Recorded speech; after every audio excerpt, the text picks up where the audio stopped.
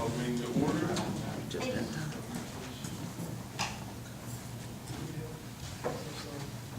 We have Will Jackson. Everybody stand up, please. I'm sorry. Dan Day, Mr. Wilson, pray tonight. Get to make it, so we have Mr. Will Jackson. Mr. Jackson. Pastor Tony. Let us pray. Father God, we come to you tonight on behalf of our city councilmen. We ask you to be with them as they conduct the business work of the city of Clinton. These blessings we ask in Jesus' name. Amen. Willem. To the flag of the United States of America and to the republic for which it stands, one nation, under God, indivisible, with liberty and justice for all.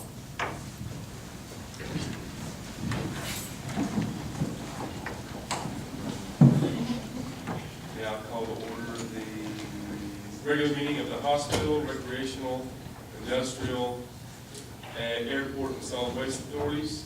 Consider a motion for approval of the consent agenda. So moved. Trustee Hewin, Yes. Trustee Lowry, Yes. Trustee Rodolph, Yes. Chairman Adams. Yes. Action item A, consider approval for the fiscal year 2014-15 budget, beginning July 1, 2014 and ending June 30, 2015. Any comments up here? I had about 15 questions for Deborah, but I'd make the motion to approve. Glad you're here, Deborah. Yeah, please don't. Yeah. I'll second that motion. Trustee Rodolph, Yes. Trustee Hewin. Yes. Trustee Lowry, Yes. Chairman Adams. Yes, ma'am. Trustee reports? I do have a question. Lisa, I've been getting some comments and some questions asked. Evidently, there was a report that was submitted by the Three Oaks Hospitality Group, or whatever, that was doing the evaluation of the golf course. And I've had people approach me and ask me questions concerning that report, and I have not seen this report. What is the status of this? The city has received this report in a draft form, and today we met with this Three Oaks. They met with Kelly Sumner and Ken Miller and myself, and have reviewed the document, and it was in a rough draft. They are going to complete it, and then they will send it to us. They thought it would be completed by Friday, this coming Friday, no later than Monday, and then after that, then we will forward it on to the council and the Golf Advisory Board. Okay. Is it pretty extensive? Oh, it's about a 35-page document. Wow. Do we typically receive,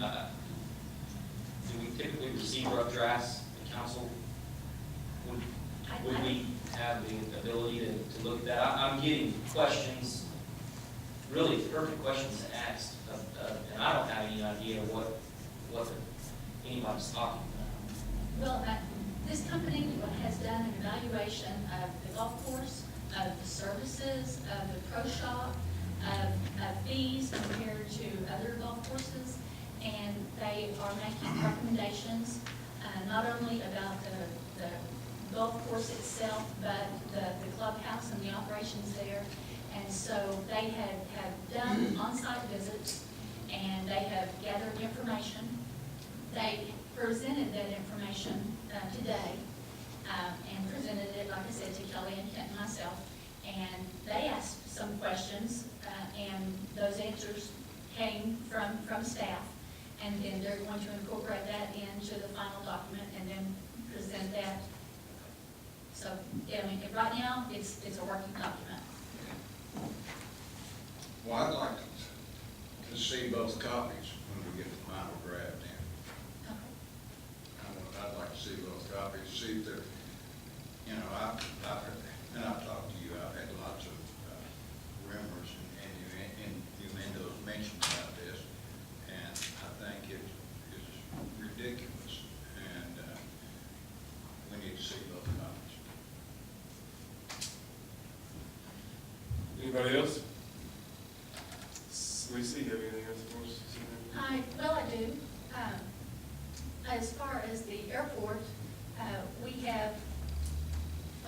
the contract for the fencing project at the airport on the perimeter fencing. And our engineer had sent me information that that should be starting August, mid-August to September. So that is, we're finalizing the contract. We are awaiting the grant from the FAA, but everything is in line once we get that to start on this. On the Solid Waste Authority, we have ordered a solid waste truck, and it should be delivered in November. And Robinson Edition, the curb and guttering work was to start on Monday, and then Circle S will begin working on the streets at that completion. So starting to see a little progress visually there. Did I report the West Street's curbs today? Yeah, it is. And It's good we did have some kind of visual confirmation that was there before. Anything else? that's all. I would like to make a comment. Lisa, you're doing an excellent job, an excellent job. Wayne Camphouse called me yesterday and told me how we should handle the street lights. And it's exactly how Lisa, I read the paper today, that's exactly how Lisa handled it. And that information had been provided to someone about 6 months ago, and it wasn't handled. Lisa, you got it in one day and took care of it. And that's just one item. I told her this afternoon she ought to apply for city manager. But anyway, you're doing an excellent job, and you're to be commended. Thank you. Second that. Audience participation regarding these authorities. Consider a motion to adjourn meeting regarding these authorities. I make that motion. Trustee Hewlin? Yes. Trustee Lowry? Yes. Trustee Rudolph? Yes. Chairman Adams? Yes. Public Works Authority agenda. Now consider a motion for approval of the consent agenda. Second. Trustee Hewlin? Yes. Trustee Lowry? Yes. Trustee Rudolph? Yes. Chairman Adams? Yes. Action item A, Severn Trent Water Update. Jeremy and, yes, ready? Yes. Go ahead. Dr. Will. Thank you very much for having us this evening. We would like to introduce some more of the team members tonight for this project. So again, I'm the project manager for this water supply evaluation project. Jeremy will be helping with this update. As well as I'd like to introduce Daniel Clement. He's a hydrogeologist with Burns McDonald. And Brian Meyer, he's the Burns McDonald project manager for this project. If you flip to the next slide. Okay. What we'd like to do tonight is give you a brief summary of the actions that have happened so far. And this is an open dialogue, so if you have any questions throughout, feel free to ask as we go. You don't need to wait until the end. So we'd like to give you an update on what's going on with Canute, the golf course well, what we've been doing with data review, the aquifer investigation, design, and the report out. And so Jeremy will go ahead and give you an update on some of the sampling for Canute. Last Monday, we went back out to the initial well that we tested. It came back at 25 parts per million on the nitrates, and we started the test at 3 o'clock on Monday, and we ran it until 5 o'clock on Wednesday. We sampled it 3 times for nitrates during that test period. We ran it at a lower rate this time, so hopefully there wouldn't be as much surface influence, which we assumed was more the cause of the nitrate. And the initial test that we sampled was within an hour of the pump being started. Those results came back at 23.5. And then we sampled it 24 hours later, and they were roughly around 19.5. And then we sampled it on the 3rd day, along with the full battery test like we've done on a lot of the other wells. And it had dropped on down to 18.8. Those levels are still much more elevated than what we were liking to see. So we're hoping that we're going to continue to work with Canute and see what they're going to do as far as drilling new wells, and hopefully possibly choose a slightly different location so the water quality might be a little bit better. Yeah, when you did, make certain that they drill test wells before they start the well. And when you do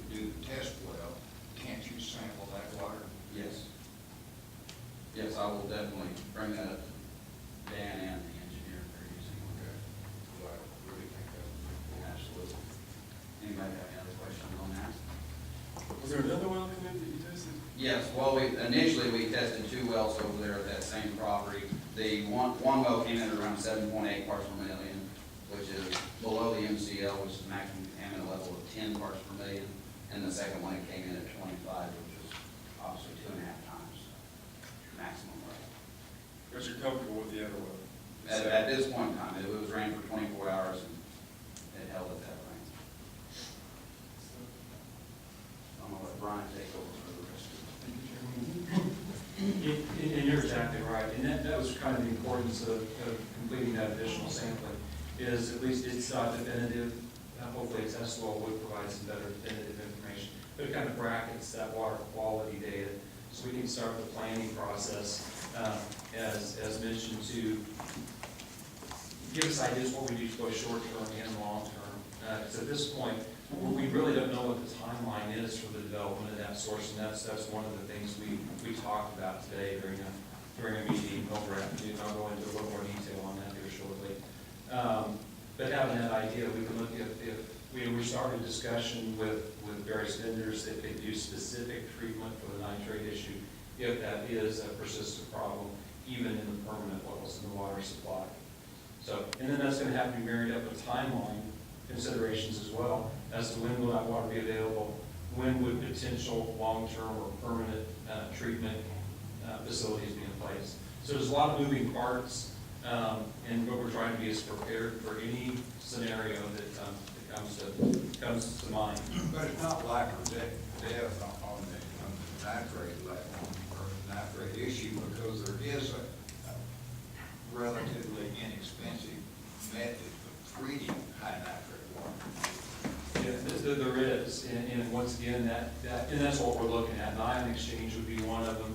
We're going to get the full suite of water quality data back probably within the next couple of weeks. That's going to be very helpful in identifying some of those specific treatment technologies that can be used to address the nitrate specific issue. Because you're right, that's a very targeted water quality associated with food development. So, but the timeline is a big issue there, so that's one thing that we'll be watching very carefully. And that was one of the elements of our discussion today, is trying to sort of lay out what that timeline for them, because they've got a lot of steps to go through, both permitting, design, construction, and then ultimately delivery of water. Yes, So it'll take them a while. it is, and that affects, we're looking at the potential routing for the pipeline now. That's why, and there's several options available. We did pin down where they plan to have their meter in greater detail today. That at least gives us a starting point. Now we can look at options that would make for the most economical, the most reliable route to tie into the existing infrastructure. So there's good clarity from that standpoint. That planning process can continue now or start now. We're going to have a lot of coordination with them. And he gave us permission to talk to their engineer. And, when they get a schedule developed, it's going to lay out that permitting, design, construction phase. Then we can really start to say, okay, these are our deadlines so we're ready to take that water when it's available. That's our priority. Did you address quantity yet? Sorry, quantity?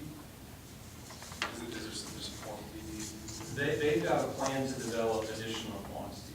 Right now, from the 2 existing wells that they have, which they said are going to be part of the portfolio or they're offering, it's probably something less than 500,000 a day, which is those 2 wells, especially with the water rate limits on those. The 2 on the Grudman property that they intend to develop should take them up close to that 500,000 gallons a day total capability. And then they've got opportunities that they're exploring to further expand those. One interesting thing we found out today that was included in their plan is that they plan to put in storage where they're going to have a metering point. So their wells are going to deliver the water directly to that storage, and then it'll be pumped into the Clinton system from there. So, But the wells they've got out there they're not cased wells. They have to drill new wells. To get a good number. We can't utilize the existing wells that are there because that would be DEQ standard. that's absolutely correct. I mean, DEQ's interpretation of those wells, because they're not fully cased and they're not sealed in the other side. They essentially would represent surface water, because you have that opportunity for surface water infiltration, and they would treat them as such, as opposed to groundwater. So we have considerably more treatment concerns at that point, so that's correct. We anticipate they'll both be reconstructed. Okay. Yes. On the golf course well, as you said, the reason we focused on the golf course well is because it's the best, one of the best data points for what that aquifer performance will look like in a golf course area. And as you know, it failed right before Memorial Weekend. And while that was unfortunate, it also, there was opportunity to go look into that well and see what was there and make some repairs and some investigation. That has now been done. The pump was replaced with a design point of a 500-gallon minute pump. There was also a whole TV survey performed, and that gave some good information on how the well was constructed, where the screen intervals were, some information that we weren't quite confident in before. The column pipe was replaced. There's a plan to put in a permanent meter so that it can be monitored and you can look for deterioration, operation, maintenance issues. So some good improvements, potentially even a control valve so you can determine, control what you're pumping if you need to get well issues. Some of the good news, now that it's in good shape and can operate, we can do some of that evaluation on the well. We put a temporary meter on there today to confirm what was actually pumping, and the meter reading was 642 gallons a minute. So we had significant flow. That's very helpful from the standpoint now we can look at drawdown. We've installed transducers in wells at some distance from there at 2 different points. We also want to install the transducer at the wellhead so we can measure water level. The way it's set up now, we can't do that, so we're going to have to make some slight modifications so we have access to the well. So we're going to have to essentially modify the discharge head. But we'll do that, and that's going to open up a lot of opportunity for some additional testing. So, Do the transducers, they measure the drawdown? yes, sir. Yes, sir. They measure the water level on essentially 15-minute, by the minute.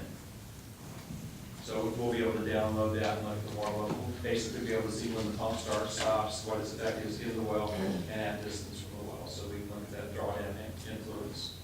Can tell us more about the system as opposed to just the well. So that's a great development, and we're going to be moving forward with that evaluation. Also on the water quality, now that we know we've got it in good shape, we'll probably collect another round of water quality samples. Can you use that data from the transducers to pinpoint other locations that you'd like to drill wells? Not specifically to pinpoint other locations, but it certainly gives you some idea on spacing. So you can start to look, okay, within this radius, in this system, it makes sense that we have this minimum type of spacing. So it's going to target the area that we're going to investigate. We may eliminate some areas because we could fall under the influence of the existing well. So it will help. Well, that's why you do the GeoPro, didn't Yeah, that's what I was sitting here thinking, is that when the GeoProbe's done, doesn't that have transducers that go down with the probes at that point to measure some of the things that you're talking about? It measures, it basically determines the geology present at that specific location. So you really kind of gives you a snapshot of it. And you're right, that's used to locate, the value or the potential of a specific location. This is generally what the GeoProbe is used for. We're going to go into a little bit more detail on some of the surface geophysics and kind of what it does, and then how the GeoProbe complements that work as well and how they work together. Because you're right, you get some of the same information in regard to what is present in any given spot or any given location. On the data review, which I think is the next one, this is going to be ongoing throughout the process. The good news is there's a lot of data out there when we're looking at the aquifer, when we're looking at pump tests, logs, water quality data. So it's kind of an ongoing process. This is going to be continual right up until we finish this phase 1 project. We are impressed with the amount of data that the city has been able to provide in regard to water quality. It's been very, very helpful.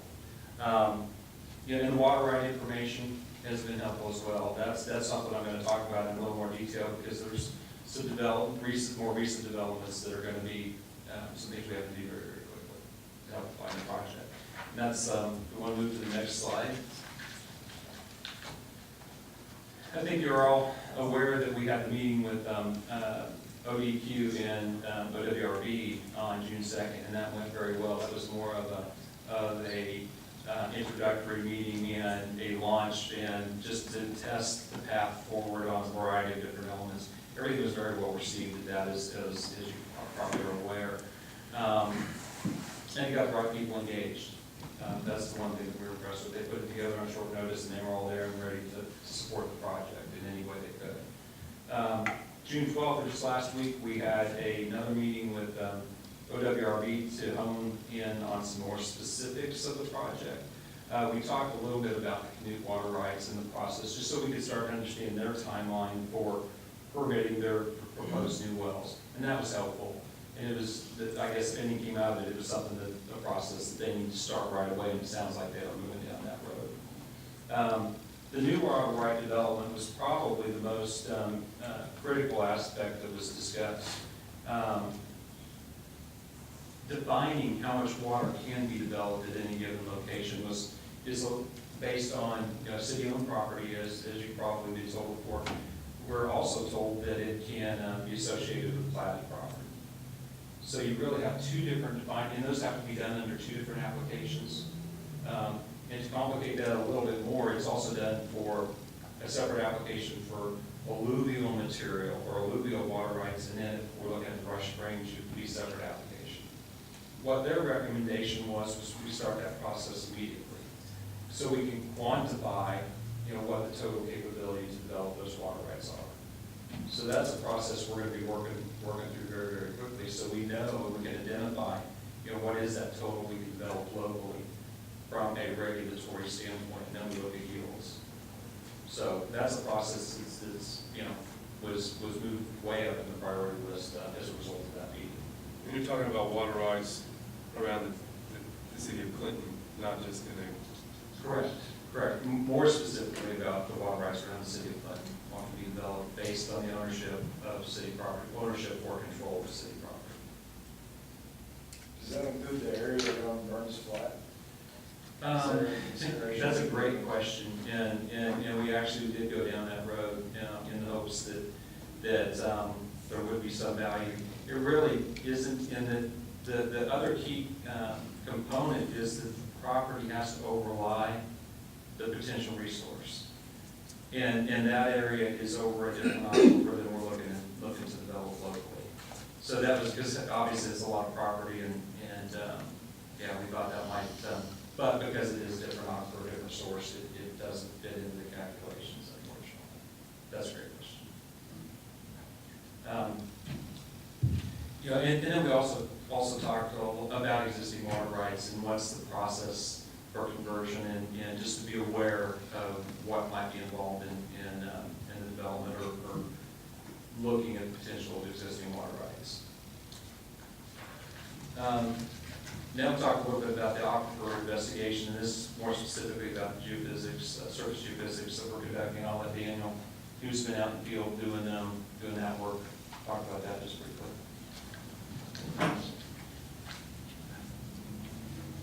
I'm Daniel Clement. I'm a geologist at Burns McDonald. Trying to keep this short, but picture you see up there is actually a group we've worked with before, geotechnology, and what they're doing is basically surface geophysics that line this lay down the ground. Gives you a really nice picture of what's underneath the surface without actually having to drill. So that's what we've been doing on the golf course. We've completed that, and the results from that are in. We're beginning to interpret those. We did get kickback from both the alluvial aquifer and the Rush Springs, which was nice. So that is done for the golf course. In terms of geoprobes, if we find some things that we're confident in from the geophysics, we can actually go back with geoprobes and dial in on that specific location that would be promising for a well.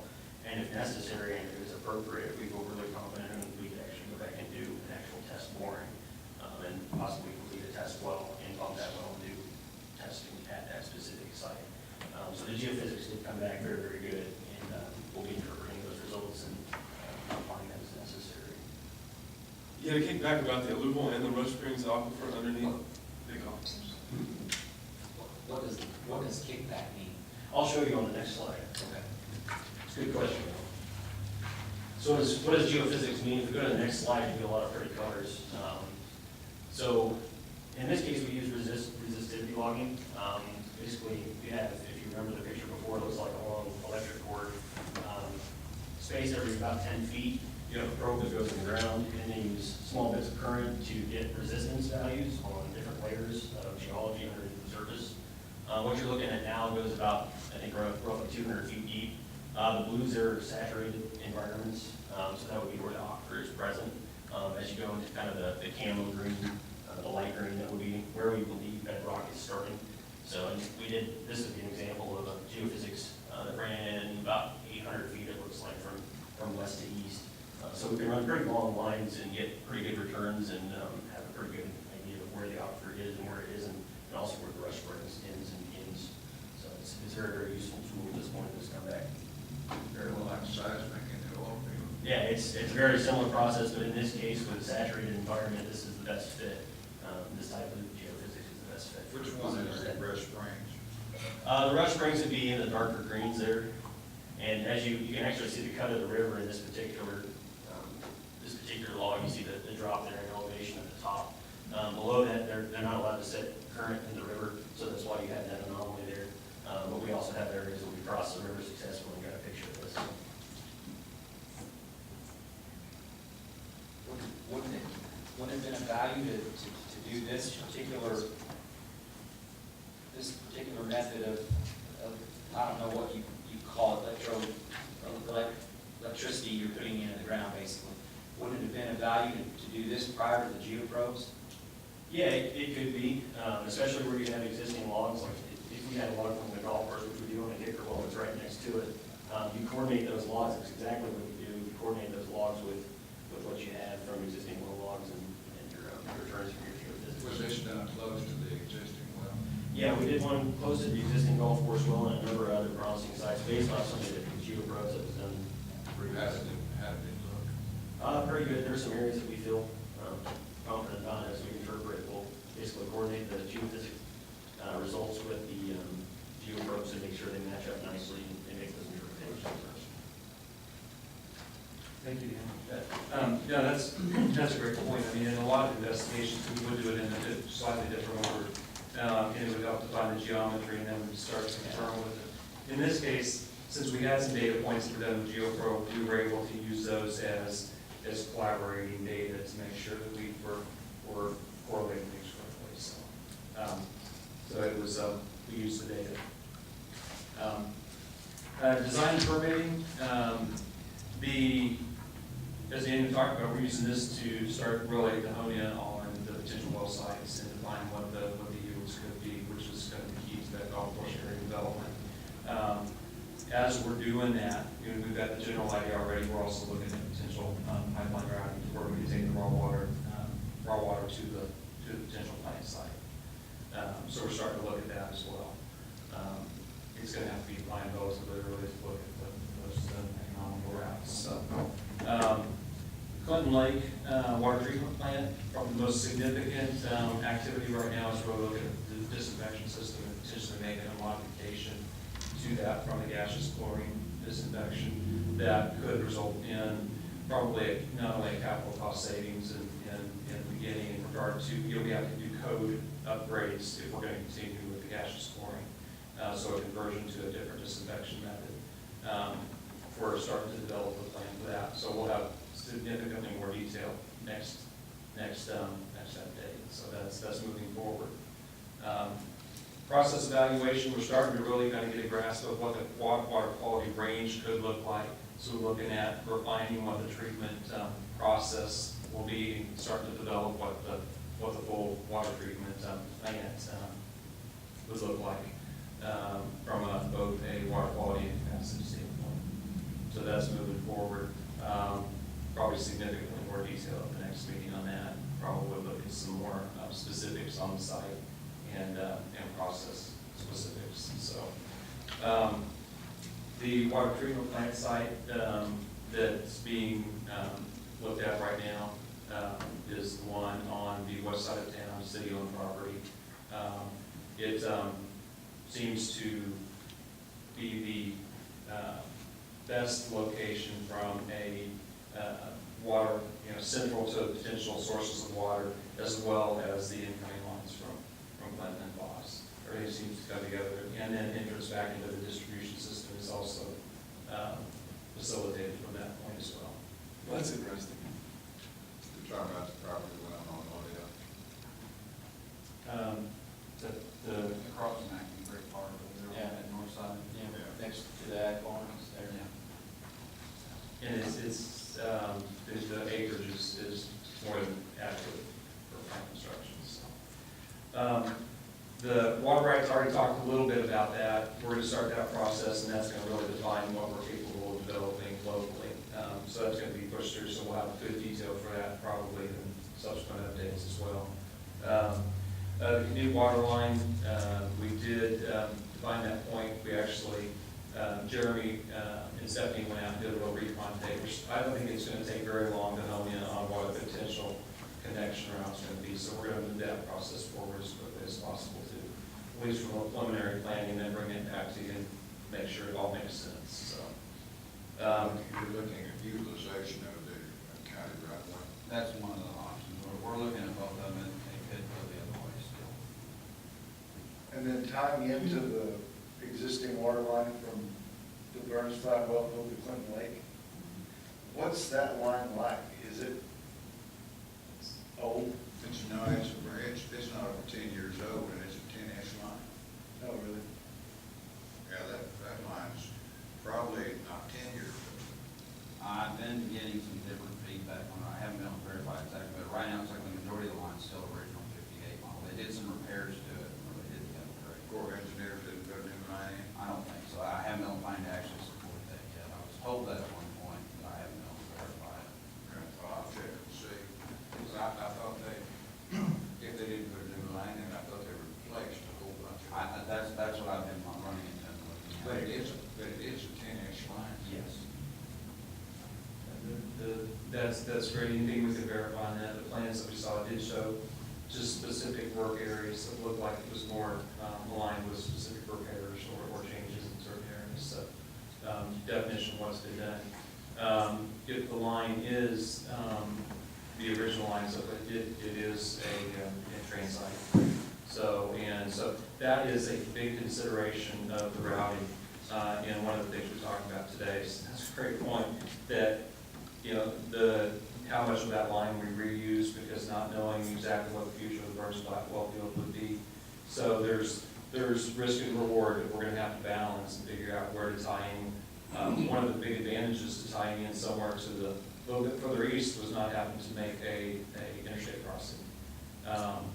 Does that balance with, cutting off a couple of miles by going in and making the crossing and tying in at a shorter point, or using less of the Burns Flat? So that's good. We're gonna come up with some options and do an economic analysis, and then we'll bring that back to you when we look at that routing and we'll have some decisions to make at that point. So, but at least we got the end points where we wanna go, so we can develop those routing options. So, distribution system hydraulic modeling, we're working to get the understanding of the mapping, so that when we go into the plant design, we can understand what the hydraulics of the plant need to be as far as high service pumps. That process is ongoing now. So details will be forthcoming. Probably, that's probably one of the further things out. So it's going to be a slow process of mapping that and hydraulic model development. So wastewater reuse, we're looking at developing options, how you could potentially use wastewater and what role it might play in the future for effluent reuse. Obviously, one that's been discussed is could it replace groundwater use at the golf course and make that water that's currently being used as part of the public water supply program. So we'll continue to look at those, and at the end, you'll have a list of options and potential scenarios for that wastewater reuse and how it might be incorporated into the long-term water supply plan. 58 miles. We're planning our next full update to be on July 15th, and do you have any additional questions at this time for us? Anybody? Are things running along schedule that you anticipated? The timeframes that you guys initially visited with us about, are you making those deadlines, or is the chart looking? Yeah, it's looking pretty close to what we expected. You know, the first element of it was kind of management of those moving parts, the definition of those moving parts. And now I think we're going to see activities in a lot of areas. We start to drill down into more of the detail on each of those. So I think we're pretty much right on track with what we anticipated. But with the pace of this project, you know, that focus is going to have to remain there throughout the duration to make sure those details come together. So I think we're where we need to be, but we're going to have to keep searching ahead and keep the focused effort going. Great job. Thank you. Yes. Thank you. Thank you. Good job.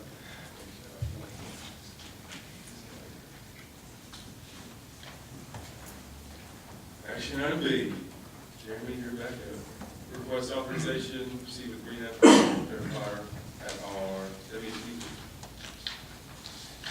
Basically, earlier you all approved to rehab the second clarifier at the wastewater plant. This was part of a requirement by DEQ. Main Construction was awarded the low bid.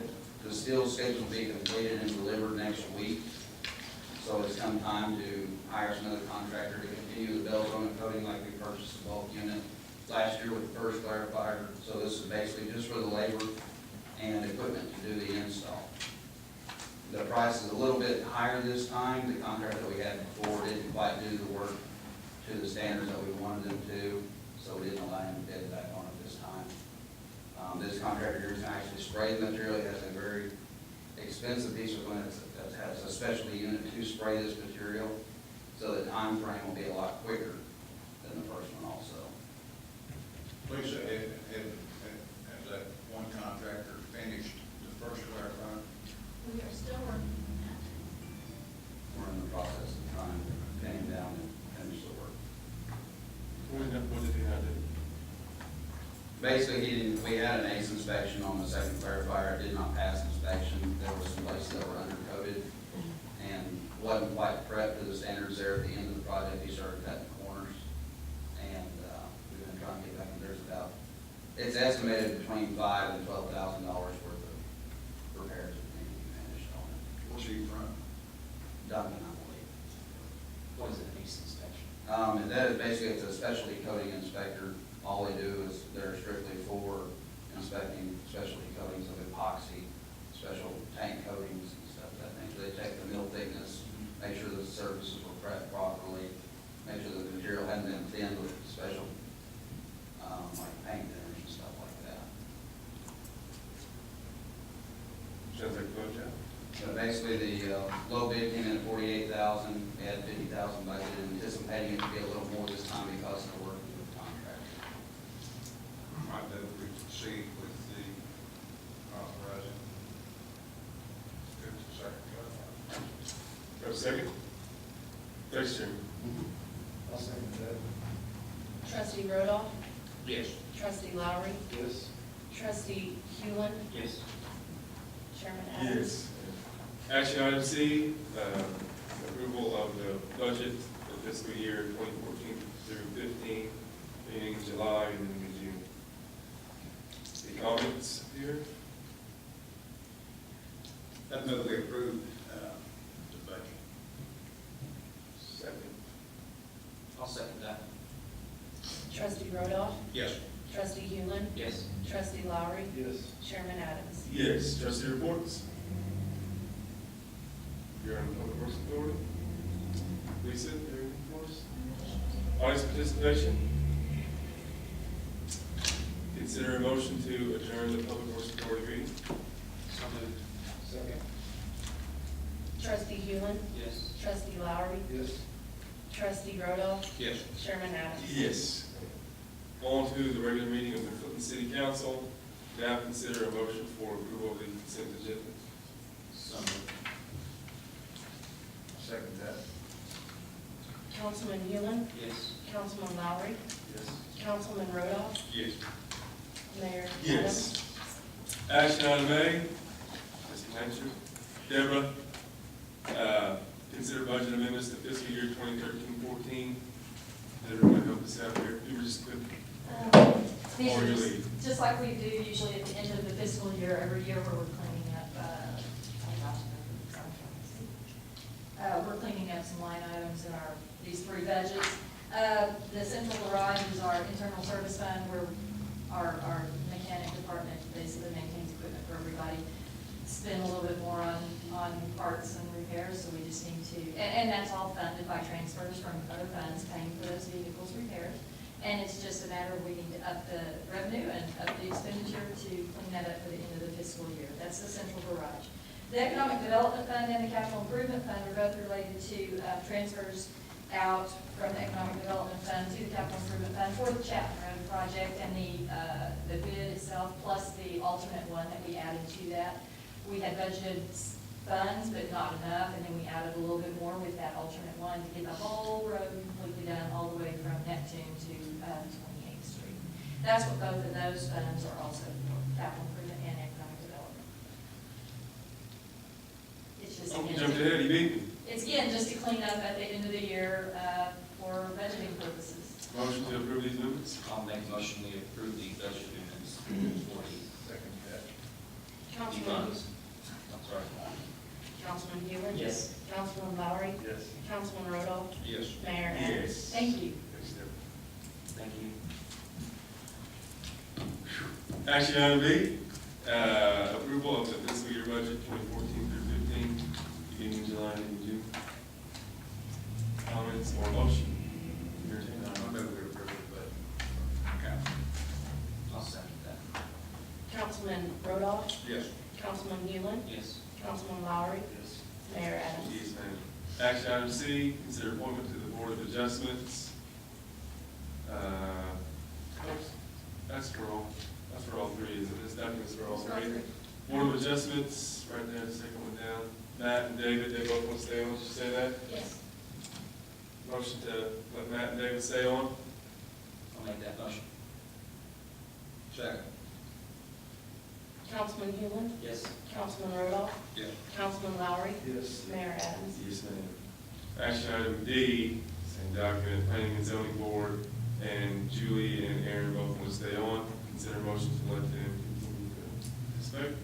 I so moved. Second. Councilman Lowry? Yes. Councilman Hewland? Yes. Councilman Rodoff? Yes.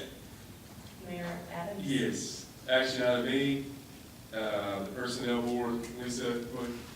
I spoke with Sharon James, and she did not wish to continue, so we do have a vacancy on the personnel board. What is the Personnel Board? If somebody wants to volunteer. The personnel board is in the event that there was a termination, and an employee felt like there was a wrongful, or it doesn't even have to be termination, it could be discipline, that they could take their information to the personnel board, and they would make a determination. While Mrs. James has been on this committee for the 6 years, that board has never met. Probably never met. I bet she's been on there 2 times. hasn't she? Jeremy? Probably. Probably on it forever. We probably need to, it needs to be someone with a little expertise in the employment arena that, so when we put it on the next agenda. So I need to be thinking of somebody. She works for the employment office, doesn't she? I think she works at, she manages a good shop. Close enough. Do you have anybody in mind? No, I don't think it. I always assume everybody wants to be reappointed. It's a long term. Who else is on that? Sharon Hull. Chris Sharon Knowles, mom. She works at the employment office. I'm not certain. She's who I'm thinking. And there's a third person.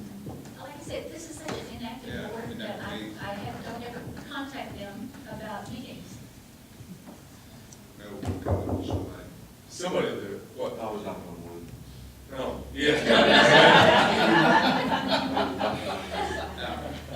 No. Touche. So you don't want the board, okay. All right. We'll put it on the next Well, agenda. but I'll,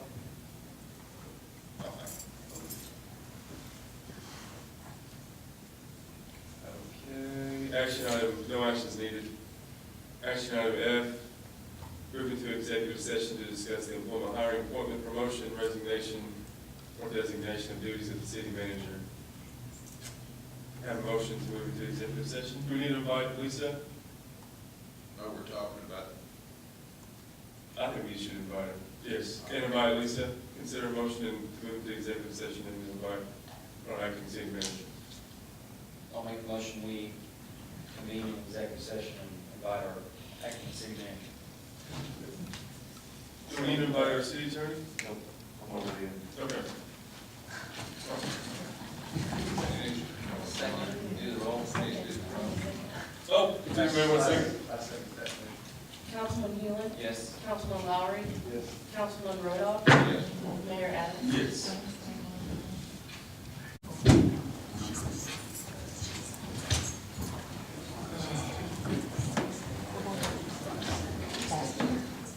Now consider a motion to move back into the regular session. I'll make that motion. I'll second it. Councilman Hewland, Yes. Councilman Lowry, Yes. Councilman Rodoff, Yes. Mayor Adams. Yes, ma'am. No action was taken during the executive session. Council reports. I guess this is kind of going back to public works, but is there anything notable on Chapman Road? It seems like they're getting a lot done. I guess they're on schedule and no problems and I have not heard any problems. good. None.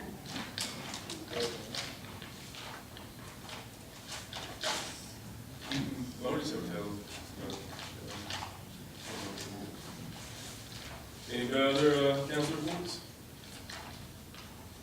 Lisa? The only thing I have, we have received notification from